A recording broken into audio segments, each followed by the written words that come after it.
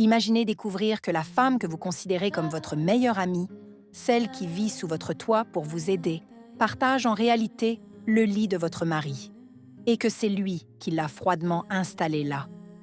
C'est l'histoire incroyable, mais vraie, d'une femme dont la vie a basculé dans un cauchemar éveillé. Tout a commencé par un choix difficile. Après 6 longues années, d'une relation passionnée mais sans engagement avec son premier amour, elle a finalement cédé à la pression de sa mère. Celle-ci voyait en l'ami de la famille un homme richissime, le parti idéal pour sa fille. Le cœur lourd, elle a accepté de rompre ses fiançailles pour donner une chance à ce nouvel homme. Au début, tout semblait parfait.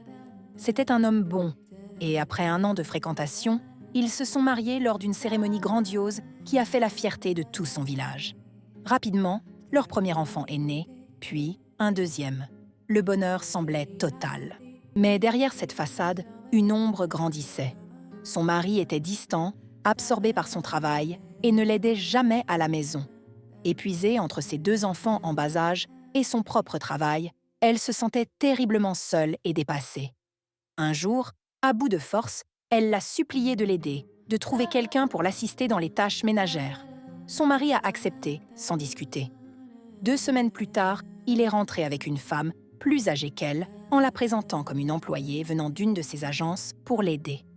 Soulagée et reconnaissante, elle l'a accueillie à bras ouverts, la traitant comme une sœur, lui confiant ses peines et les secrets de son couple.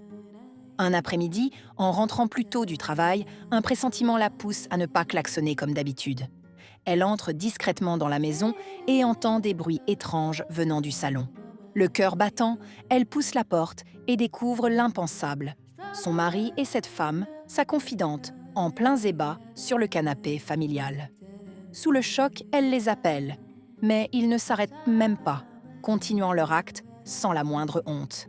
Anéantie, elle s'effondre en larmes dans sa chambre. Plus tard, son mari vient la retrouver et lui avoue tout. Cette femme n'était pas une simple employée, mais son ex-fiancé, son grand amour. Il n'avait pas pu se marier à cause de la maladie de cette dernière, la drépanocytose, craignant d'avoir des enfants malades.